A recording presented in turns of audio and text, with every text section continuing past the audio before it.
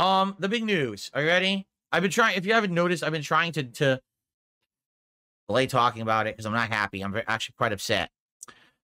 Breaking news. Microsoft is closing multiple game developers this morning. Okay? 4, I believe. Yeah, here we go. Here's the 4 that are closing. Arcane Austin. And Arcane Austin is responsible for the recent massive failure Redfall. The Elder Scrolls Online co-developer Roundhouse. So they were a company that was working exclusively on Elder Scrolls Online. They're getting laid off. Alpha Dog, who's made Mighty Doom. If you don't remember, that was the game that was like Doom with like the cutesy characters or whatever. And I think that was, I don't know if we ever hit consoles, but I think it was a mobile game. And now here's the big one, the one that everyone is like, what? Are you ready? Tango Gameworks, the makers of the recent actual smash hit, Hi-Fi Rush.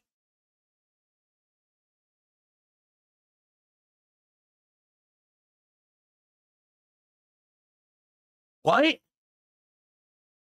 Huh? They just made a hit game. Remember? It was the game that everyone was talking about last year that no one even knew it existed. And then they dropped it on Game Pass. I think it was February 2023. And people played it and were like, whoa, this game is seriously good. So if this is an idea of what Tango Gameworks can do, this is amazing. The game actually won awards for sound design and all kinds of stuff. And they're laying the studio off. Now, to be fair, Tango Gameworks also made The Evil Within 1 and 2. And Hi-Fi Rush was actually a departure for them from their usual formula of content that they would make. The Evil Within 1 was a smash hit success. Of course, at that point, if you remember, Shinji Mikami was still working for the company. It was his company to begin with, and it was supposed to be his own edition of a Resident Evil game.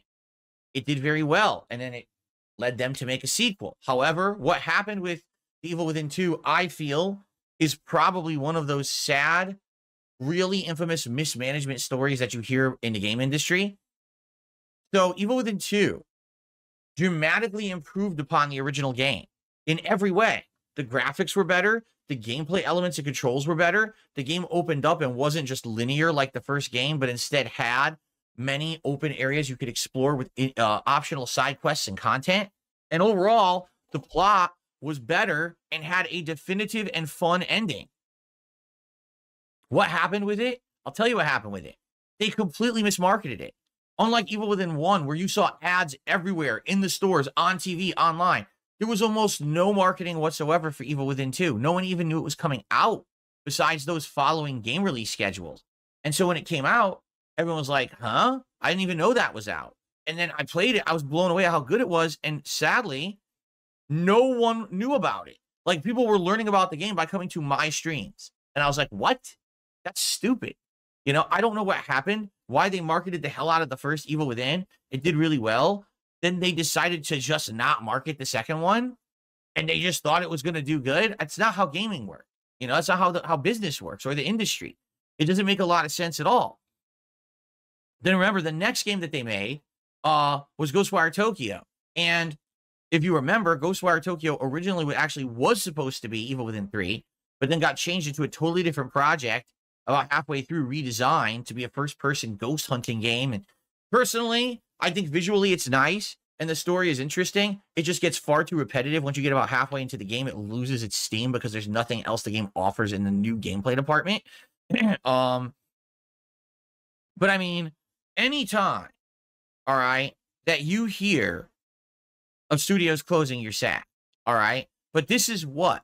The 6th or 7th time in the last 4 months that we have heard of this happening in the games industry. And is it just me, or are we seeing a pattern now? Since Microsoft has bought Activision Blizzard, they just keep doing layoffs after layoffs after layoffs after layoffs, okay? So by the way, a lot of people have a lot to say about this. First of all, FYI, Redfall is completely done. After the game only being out for about 1 year, all production has been halted. Redfall's previous update is its last. They're ending all development on the game. Its servers will remain online for players to enjoy. However, there was a planned DLC that people already paid for in kind of a seasonal package, and Microsoft is claiming they're going to do a make good offer to make up for the fact that the DLC will never exist. What that will be, I have no idea. But dude, at this point, I just got to say to people out there, let this be a cautionary tale. Do not buy these season passes, because at any moment now, it seems like these game companies can do whatever they want, slash budgets, fire and lay off people, and the next thing you know, you got latched into seasonal content that ain't even going to exist, right? Like, that's ridiculous. They didn't even let them finish the DLC as promised by the original sales of the game.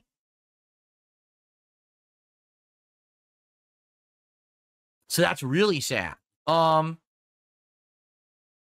So people all over the internet are speaking up about this. First of all, the guy who's the overall head of Arcane, not the guy that's head of Arcane Austin, but I forget his name. I forgot because I had it and I cut it off. Oh, here it is. Dinga Bakaba. He's the actual head of Arcane Studios, all right? Went on social media and actually posted up things that people never expected that the head of a studio would post. Here's what he posted word for word. This is absolutely terrible. Permission to be human. To any executive who may be reading this, a friendly reminder that video games are an entertainment and cultural industry, and your business as a corporation is to take care of your artists and entertainers and help them create value for you. Don't throw us into gold fever gambits. Don't use us as straw men for miscalculations and blind spots. Don't make our work environments Darwinist jungles.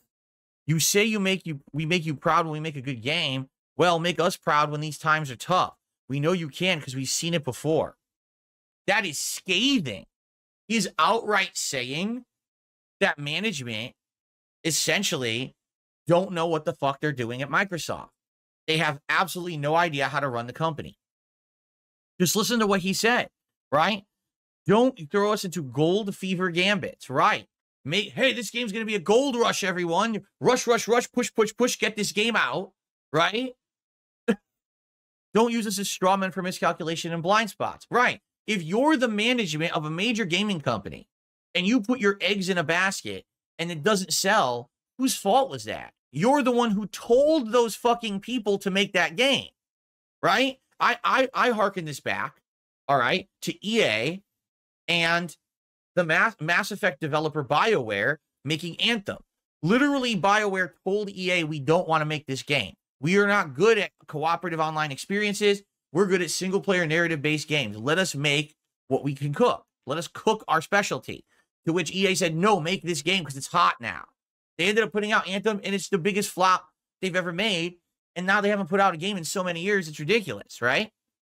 So what essentially Mr. Bakaba is saying is that management at these companies are making these big gambles on these ads and certain genres. Oh, this will print money for us. This will print money for us. This will print money for us. And then when it doesn't, they blame the developers who were ordered to make the game.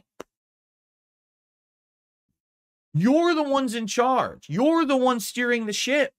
This would be the equivalent of a captain of a ship, literally with his hands on the fucking steering wheel, driving it into a cliffside, and then blaming his crew.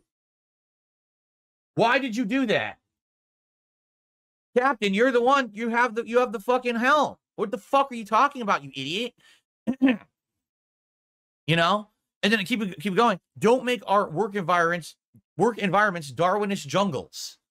So essentially, survival of the fittest. You know what that means. We all know what's going on in game development. We know the climate. We know how it works. They are forced to be overworked.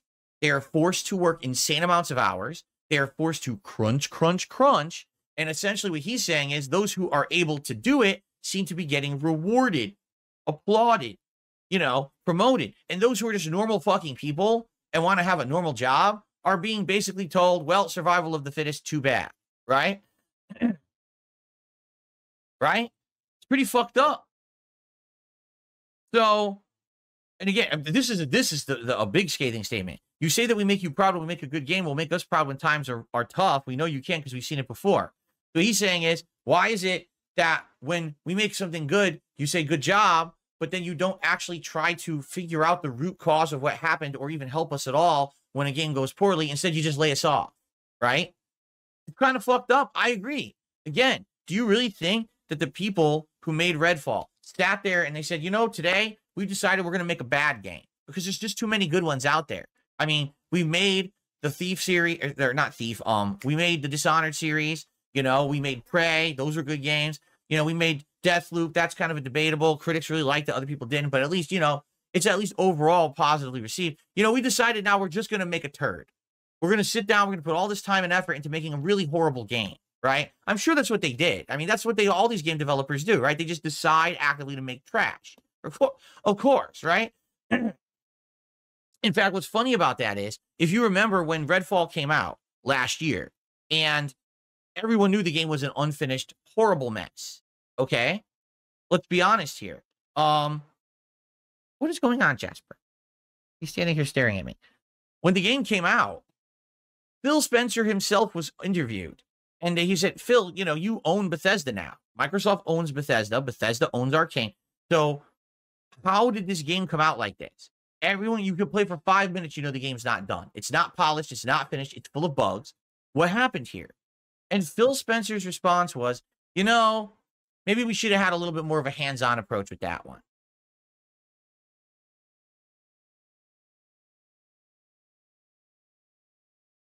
So let me get this straight. You bought a company. You dictated they put out a certain amount of games, certain style, and then you literally never checked on any of the projects. You just let them do whatever they wanted with no guidance, no help. You just said, just go ahead and make games, right? Yeah. Really, like if you're interviewing Phil Spencer, the CEO of Xbox Gaming, and the CEO, the guy in charge, says, oh, maybe we should have actually checked in on that one a little bit more. Is this guy a fucking idiot? Does he not understand that's literally his job? He's in charge.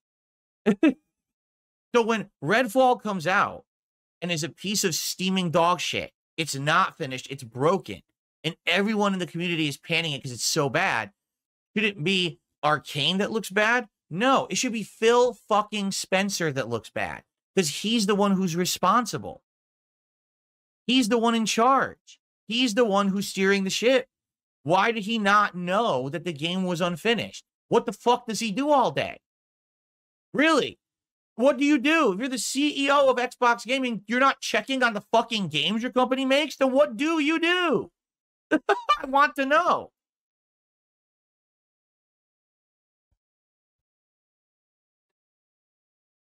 Anyway. Good Lord. So that's what Dinga Bakaba said. He's the head of Arcane. He's very, very upset with this decision to basically lay off Arcane Austin. Okay? By the way, in a little bit of an extra aside here, Arcane Austin, before making Redfall and failing miserably, had actually worked on the first Dishonored and actually developed the 2017 version of Prey by itself. So Arcane made Prey. Prey was a good game. I'm just going to tell you guys, if you didn't play it, 2017's Prey is a very good game. It's got a really neat, interesting story. It's got fun gameplay elements. It's got a lot of horror elements that are done really, really well. Tons of content, spooky monsters, and a lot of different variations in the story depending on your choices and what secrets and things that you discover. It's a really great game. I'm pretty sad that this is now the end of the studio, honestly. Now, here we go. This is just, I gotta say this, all right? Ladies and gentlemen, I wish I could make this up, but Xbox head of studios, Matt Booty, wrote an internal email to the staff saying the following: we are making these tough decisions to create capacity to increase investment in other parts of our portfolio and focus on our priority games. What fucking games? Right now, realistically, can you say, anyone out there who follows the gaming industry, what are the big games that Microsoft is making right now? Can you name a single fucking game? It ain't Halo. That failed.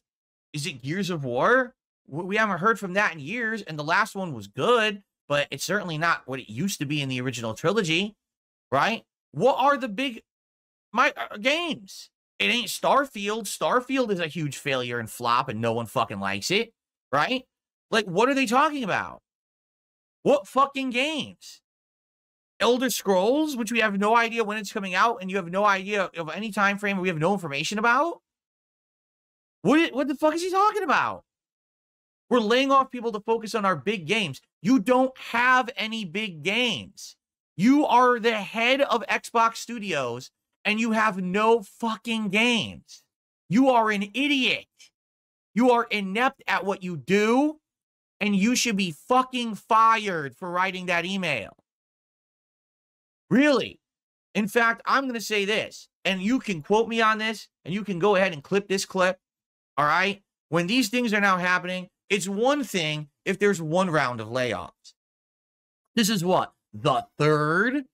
Okay, since Microsoft bought Activision Blizzard, it's at this point becoming very clear that Microsoft was not ready to buy Activision Blizzard. Because if you're buying a giant company, you don't then lay off the equivalent number of employees from your existing company to make room for them. This is insanely bad management, all right? If you're going to make an incredible acquisition like that, you have to be ready for it. If you did that acquisition and you weren't ready for it, and now all these people are losing their jobs, there's only one solution, all right? The people who really should be losing their jobs are the people in management. Phil Spencer, Matt Booty, and all the other executives who championed the Activision Blizzard acquisition and now have absolutely no way to make profits with the company besides laying people off. They should be the next on the chopping block. Immediately, they should lose their jobs. And they should have people who actually know what the fuck they're doing move in to right the ship. Because right now, you got Captain Phil Spencer and first in command, Matt Booty, and they literally have one hand on each side of the fucking wheel, driving the ship into the cliffside, and fucking splinters of wood are shooting everywhere, and the boat's capsizing, and everyone's abandoning ship, and everyone's like, oh, well, just keep them in charge, that's fine. In fact, give them another boat. Buy another boat to put them on, right? What, are you fucking crazy? They don't know what they're doing. It's obvious at this point. The problem is people like Phil Spencer, okay, are sadly charismatic, right? Phil Spencer's a charismatic dude. When you see him and he's wearing not a suit and tie, but he's wearing a cool jacket and a t-shirt. He looks like one of us. He's a gamer bro, right? So you get that mentality that he's your friend, that he's your buddy who you game with, and you like the guy. It doesn't matter, though. He's a horrible leader. So's Matt Booty writing this insane fucking email that literally has no factual basis. You have no big games to put your time and efforts into, you fucking moron. So these people should not be in charge. It's that simple. We need new blood to jump up, and we need new blood to take command of these companies. Because right now, the Yves Gamos and that evil fucking CEO of EA with his stupid douchey comb-over hipster Seattle haircut, and the fucking Phil Spencers and Matt Booties, these guys, they don't know what the fuck they're doing. They're the reason the industry is failing. When Phil Spencer is interviewed, and they say, so why are you doing these rounds of layoffs? He says, because the game industry is currently in a decline. Phil, you are the game industry. You're in charge of fucking Xbox. You're the reason for the decline. So don't punish your employees. Fucking quit. Punish yourself, you fucking mouth drooler. You're awful at what you do. You're ruining gaming because you're inept. Quit. Let someone else step up and fix Xbox. Because it ain't going to be you, and it ain't going to be Corporal Booty. It's got to be somebody else. It's obvious at this point you have no fucking clue what you're doing. Stop ruining things for everyone under you who's a hard worker, who deserves a living. And you're taking that away from them because you're making big moves, buying companies, but you're not making any fucking games. You're a games company that doesn't make games.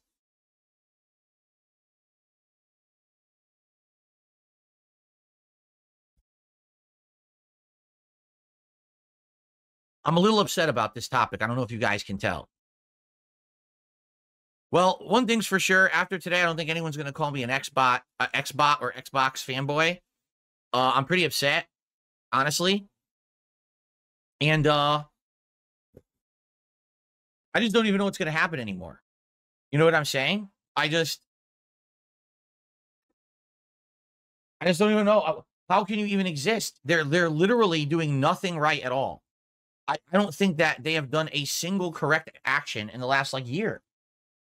And it's continuing. You know, Game Pass is amazing. Is Game Pass the problem? Is the insustainability of Game Pass what's really going on here? If that's the case, just fess up and fucking cancel Game Pass and be like, sorry, we fucked up. We're sorry that you all like Game Pass. It's a great value for gamers, but we fucked up. We can't keep the company afloat anymore. We fucked it up bad, right? If that's the case, that's fine. Admit it, right? But I don't know, man. This drives me insane. I don't know why we have these people in power anymore. You know, I think what it is, if you take a look, we had Don Matrick before Phil Spencer, and Don Matrick was not the gamer bro. Don Matrick was the quintessential silver spoon in the mouth douchebag rich guy, right? Oh, Xbox One. If you don't have an always online connection, we have a console for you, the Xbox 360. Oh, you want to own your games? Too bad. Everything's digital. Everything's tied in, and here's the future. And in reality, a lot of the things that Don Matrick was saying during the launch of the Xbox One wasn't incorrect. He was just a complete douchebag, scumbag asshole about it. And therefore, that's why people hated him, and that's why Xbox One tanked at launch. It's his fault, because he's just a piece of shit, which is why he was promptly ousted out of the company, and then he went and ruined Zynga, and now he basically, I guess, probably runs a gas station somewhere or something. Who knows, right? But in the case of Phil Spencer, this guy is kind of the antithesis of that. When you look at Phil Spencer, you don't think rich guy. You don't think douchebag, you know, silver spoon in the mouth. But at the same time, is he doing any better, honestly? No. What has he really done? Tell me the positive stuff that Phil Spencer, Matt Booty, and these people are doing in charge at Xbox that's, you know, really keeping the company afloat. It's just failure after failure. How do you have an incredibly popular game in Halo Infinite and then botch it within 4 months and no one plays it anymore, right? It's like every time they have an opportunity for success, they blow it. I just don't get it, right? So, I don't know, man. This is very upsetting to me. Listen, I like Xbox. I like the gaming industry. It's my job as well as my hobby. And to hear the people who are talented losing their jobs because management doesn't know how to run the company, it makes me very upset. Really. Especially Tango Gameworks, you know? They just made Hi-Fi Rush, which was a great game, and they were on the right track to righting their ship and making better games, you know?